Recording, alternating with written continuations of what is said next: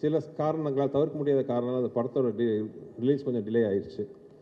So அந்த படத்தை பற்றி ரிலீஸ் பண்ணலான்னு முடிவு பண்ணி, பொங்கல் ரிலீஸ் பண்ணலான்னு முடிவு பண்ணி, ஆக்சுவலாக நேற்று முந்தா நாளாக வந்து முந்தா நாள் அனௌன்ஸ் பண்ணோம். அனௌன்ஸ் பண்ணுறதுக்கு முன்னாடி எனக்கு ஒரு சின்ன பயம் இருந்துச்சு. என்னென்னா, கொஞ்சம் வருஷத்துக்கு முன்னாடி எடுத்த படம் மறுபடியும் ரிலீஸ் பண்ணும்போது வரவேற்பு எப்படி இருக்கும், இல்லை மேபி சோஷியல் மீடியாவில் கலாய்ப்பாங்களா, ஏன்டா இப்போ இந்த படத்தை ரிலீஸ் பண்ணுமா முக்கியமாங்கிற மாதிரிலாம் நான் கொஞ்சம் நினச்சேன். இந்த மாதிரிலாம் வரவேற்பு இருக்குமான்னு ஒரு பயத்தோடு தான் வந்து அது ஃபஸ்ட்டு ஆடு வந்துச்சு.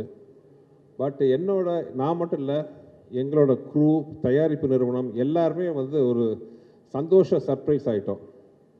ஏன்னா அது சோஷியல் மீடியாவில் இந்த படத்துக்கு கொடுத்த வரவேற்பு ஆர்கானிக்காக எந்த வித ப்ரமோஷன் நாங்கள் இன்னும் ஆரம்பிக்கவே இல்லை, எதுவுமே கிடையாது. ஜஸ்ட் ஒரு அனௌன்ஸ்மெண்ட் மட்டும் தான் நினைக்கும்போது ஒரு டைரக்டராக எனக்கு ரொம்ப சந்தோஷம். இந்த படத்தை வந்து வாழ்த்தி வரவேற்று ட்வீட் பண்ணின, சோஷியல் மீடியாவில் போட்ட, டிவியில் பகிர்ந்து கொண்ட அனைத்து நண்பர்களுக்கும் என்னோடது மனமார்ந்த நன்றி. ஏன்னா இது வந்து எங்களுக்கு ஒரு பெரிய ஒரு கான்ஃபிடன்ஸ் பூஸ்டாக இருந்துச்சு. அது மட்டும் இல்லாமல் படம் இன்னும் ஒரு வாரத்தில் ரிலீஸ் ஆக போகுது.